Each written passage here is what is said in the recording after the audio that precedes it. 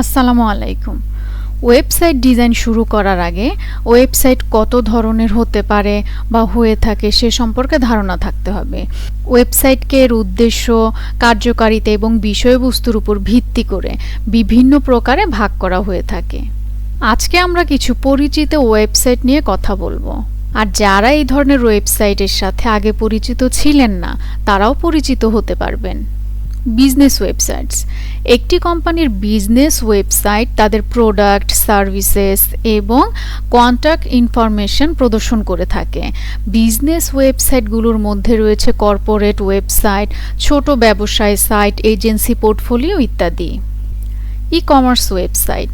E-commerce ওয়েবসাইটগুলো online shopping এবং লেনদেন সম্পর্কিত হয়ে থাকে, যেমন অ্যামাজন, শপিফাই স্টোর, ক্রিয়েটিভ হাট।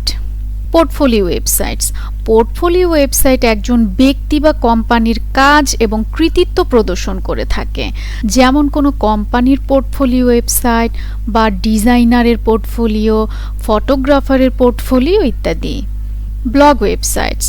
ব্লগ ওয়েবসাইট কোনো স্পেসিফিক টপিকসের উপর তাদের আর্টিকেলস, টিউটোরিয়ালস অথবা অপিনিয়ন্স শেয়ার করে থাকে, যেমন personal blogs, travel blogs, tech blogs. SaaS websites. SaaS ওয়েবসাইটসের উদ্দেশ্য হচ্ছে কোনো সফটওয়্যার অ্যাজ এ সার্ভিস প্রোডাক্টসের প্রচার ও সমর্থন করা। উদাহরণস্বরূপ বলা যায় স্ল্যাক, জুম, ট্রেলো ইত্যাদি ওয়েবসাইটকে। নিউজ এবং ম্যাগাজিন ওয়েবসাইটস। সংবাদ, নিবন্ধ, সম্পাদকীয় এবং মাল্টিমিডিয়া কানেক্ট প্রকাশ করে থাকে নিউজ অ্যান্ড ম্যাগাজিন ওয়েবসাইটসগুলো, যেমন BBC, TechCrunch. Landing page. Lead generation, event registration বা প্রোডাক্ট প্রমোশনের মতো রূপান্তরগুলিতে মনোনিবেশ করে থাকে ল্যান্ডিং পেজ, যেমন webinar sign up pages, product launch ইত্যাদি। Educational websites. Online course, learning resources অথবা প্রাতিষ্ঠানিক তথ্য প্রদান করে থাকে এডুকেশনাল ওয়েবসাইটসগুলো, যেমন কোর্সেরা, খান একাডেমি ইত্যাদি। Non profit websites. কোনো প্রকার লাভের আশা ছাড়াই দাতব্য সংস্থা বা সংস্থার প্রতিনিধিত্ব করা, প্রায়শই অ্যাওয়ারনেস এবং ডোনেশনের জন্য নন প্রফিট ওয়েবসাইটসগুলো কাজ করে থাকে, যেমন red cross, world wild life fund. Entertainment websites বা বিনোদন ওয়েবসাইটস। সিনেমা, সঙ্গীত বা গেমের মতো বিনোদন সামগ্রী শেয়ার করে থাকে এন্টারটেইনমেন্ট ওয়েবসাইটস, যেমন Netflix, Spotify, gaming platform. Community or forum websites. ব্যবহারকারীদের ইন্টারঅ্যাক্ট, শেয়ার এবং আলোচনা করতে এই ধরনের ওয়েবসাইটসগুলো ডিজাইন করা হয়, যেমন Reddit, Quora. Personal websites. Interests, projects or resumes প্রদর্শনের জন্য একটি ব্যক্তিগত বা পার্সোনাল ওয়েবসাইট তৈরি করা হয়, যেমন অনলাইন সিভি বা personal blogs. Affiliate websites. Products অথবা সার্ভিসেস প্রচার বা প্রমোট করা এবং অ্যাফিলিয়েট লিঙ্কের মাধ্যমে কমিশন উপার্জন করা হয়ে থাকে অ্যাফিলিয়েট ওয়েবসাইটসের মাধ্যমে, যেমন review websites, niche blogs. Membership websites. Offer exclusive content or services to members. সদস্যদের একচেটিয়া বিষয়বস্তু বা পরিষেবা প্রদান করাই মেম্বারশিপ ওয়েবসাইটসের উদ্দেশ্য। প্যাট্রিয়ন বা গেটেড কন্টেন্ট প্ল্যাটফর্মের মতো সাবস্ক্রিপশন সাইটগুলো মেম্বারশিপ ওয়েবসাইটস। প্রতিটি ওয়েবসাইট তার উদ্দেশ্য, তার অডিয়েন্স এবং লক্ষ্য অনুসারে তৈরি করা হয়। এই সমস্ত ওয়েবসাইটগুলো ছাড়াও আরও বিভিন্ন ক্যাটাগরির ওয়েবসাইট রয়েছে। এই ওয়েবসাইটগুলোকে আবার দুই ভাগে ভাগ করা যায়: ইন্টারঅ্যাক্টিভ ওয়েবসাইট এবং ইনফরমেশনাল ওয়েবসাইট। একটি ইন্টারেক্টিভ ওয়েবসাইট হলো এমন এক ধরনের ওয়েবসাইট যা ব্যবহারকারীদের তাদের বিষয়বস্তু এবং বৈশিষ্ট্যগুলির সাথে সরাসরি ইন্টারঅ্যাক্ট করার অনুমতি দেয়, কেবলমাত্র স্থির তথ্য গ্রহণ না করে। এই ওয়েবসাইটগুলিতে প্রায়শই গতিশীল উপাদান, মাল্টিমিডিয়া এবং কার্যকারিতা অন্তর্ভুক্ত থাকে, যা ব্যবহারকারীর অভিজ্ঞতা তৈরি করার জন্য ডিজাইন করা হয়ে থাকে। এখন একটি প্রশ্ন হচ্ছে, আমি একটি ওয়েবসাইট দেখছি, এটি কি ইন্টারেক্টিভ ওয়েবসাইট নাকি ইনফরমেশনাল ওয়েবসাইট, এটা বুঝবো কিভাবে? তাহলে চলুন জেনে নেই কিভাবে চিনবো এটা একটি interactive website. User input and responses.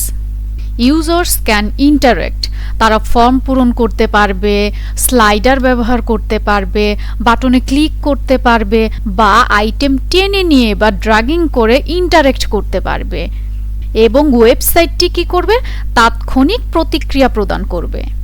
Dynamic content. Interactive ওয়েবসাইটগুলো ব্যবহারকারীদের রেসপন্সের উপর ভিত্তি করে ওয়েবসাইট আপডেটস এবং পরিবর্তন করে থাকে, যেমন filtering search results, live chat অথবা পার্সোনালাইজড ড্যাশবোর্ডস। Multimedia integration. বিভিন্ন ফিচার্স যেমন ভিডিওস, অ্যানিমেশনস অথবা সাউন্ড ইফেক্টস এগুলো ইউজার অ্যাকশনসের উপর ডিপেন্ড করে রেসপন্ড বা সাড়া দিয়ে থাকে। Interactive tools. ইন্টারেক্টিভ ওয়েবসাইটসে ইন্টারেক্টিভ টুলস থাকবে, যেমন কুইজেস, ক্যালকুলেটরস অথবা games. Real time features. Real time features থাকবে, যেমন চ্যাটবট, লাইভ পোল বা রিয়েল টাইম নোটিফিকেশনস। আমরা এখানে কিছু ইন্টারেক্টিভ ওয়েবসাইটসের উদাহরণ দেখতে পাচ্ছি। এয়ারবিএনবি, গুগল ম্যাপস, কোডপ্যান, ফিল্টার এবং রিয়েল টাইম ম্যাপ আপডেট সহ থাকার জায়গাগুলির জন্য একটি ইন্টারেক্টিভ অনুসন্ধান বৈশিষ্ট্যযুক্ত ওয়েবসাইটস হচ্ছে এয়ারবিএনবি। গুগল ম্যাপস থেকে ব্যবহারকারীরা ম্যাপের সাথে ইন্টারেক্ট করতে, অবস্থান অনুসন্ধান করতে, দিক নির্দেশনা পেতে এবং রাস্তার দৃশ্য দেখতে পারে। কোডপেন একটি প্ল্যাটফর্ম যেখানে ব্যবহারকারীরা রিয়েল টাইমে কোড স্নিপ্যাট লিখতে, পরীক্ষা করতে এবং শেয়ার করতে পারে। এই ওয়েবসাইটগুলো তাদের সাথে আমাদের ইন্টারেক্ট বা যোগাযোগ করতে দিচ্ছে। অপরদিকে ইনফরমেশনাল ওয়েবসাইট মূলত এর দর্শকদের মূল্যবান তথ্য প্রদানের জন্য ডিজাইন করা হয়ে থাকে। এর প্রধান উদ্দেশ্য হলো ইন্টারঅ্যাক্টিভিটির উপর বেশি ফোকাস না, একটি নির্দিষ্ট বিষয়ের উপর ইনফর্ম প্রদান করা, সেই টপিকের উপর ডিটেলস শেয়ার করা, সার্ভিস অথবা অর্গানাইজেশন সম্পর্কে ব্যবহারকারীদের জানানো। একটি ইনফরমেশনাল ওয়েবসাইট চেনার উপায় হচ্ছে স্ট্যাটিক কন্টেন্ট। ওয়েবসাইটটি স্ট্যাটিক টেক্সট, ছবি বা ভিডিও সরবরাহ করার উপর ফোকাস করে, যা ব্যবহারকারীর ইনপুটের উপর ভিত্তি করে পরিবর্তিত হয় না। Straight forward navigation. About us, services, contact এবং এফএকিউজের মতো বিভাগগুলির জন্য স্পষ্টভাবে মেনুতে বা সেকশনস থাকবে। No dynamic user engagement. ভিজিটররা প্যাসিভ পদ্ধতিতে কন্টেন্টের উপর এঙ্গেজ থাকে, যার মধ্যে ইন্টারেক্টিভ এলিমেন্টস যেমন ফর্ম, কুইজ বা ডাইনামিক আপডেট থাকে না। Informative purpose. সাইটটির লক্ষ্য হবে কোনো একটি নির্দিষ্ট বিষয়ের উপর এডুকেট করা, সেই বিষয়টি ডিসক্রাইব করা বা এর রিসোর্সগুলো প্রোভাইড করা, যেমন আর্টিকেলস, গাইডস এবং কন্ট্যাক্ট ডিটেলস প্রদান করবে। ইনফরমেশনাল ওয়েবসাইটসগুলোর মধ্যে রয়েছে Wikipedia, national geographic, government website, company profiles ইত্যাদি।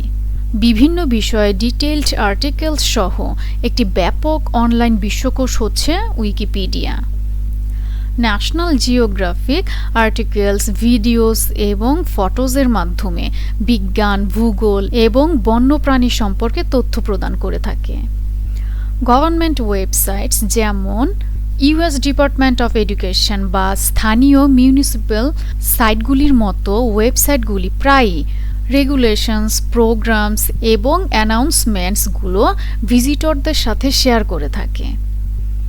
কোম্পানি প্রোফাইলস ওয়েবসাইট বিজনেস ওয়েবসাইটের আন্ডারে পড়ে। এই ধরনের ওয়েবসাইট যা ব্র্যান্ডের গল্প, পণ্য এবং স্থায়িত্বের প্রচেষ্টার উপর ফোকাস করে থাকে। এই ওয়েবসাইটগুলো তাদের সাথে আমাকে ইন্টারঅ্যাক্ট বা যোগাযোগ করতে দিচ্ছে না, তারা তাদের সম্পর্কে বিভিন্ন ইনফরমেশন দিচ্ছে, আমাদের আর্টিকেলস পড়তে বা কন্ট্যাক্ট ডিটেলস প্রদান করছে।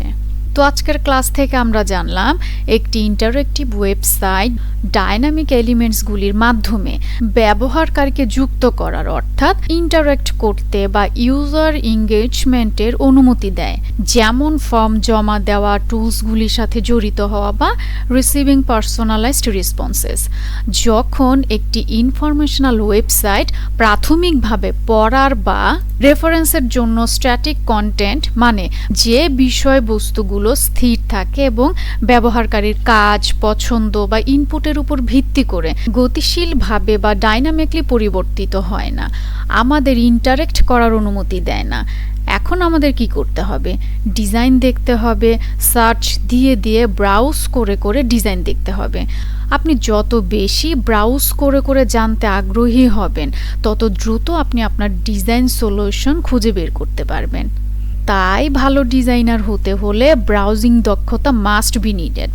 আজকের ক্লাসটি তাহলে এখানেই শেষ করছি। আসসালামু আলাইকুম।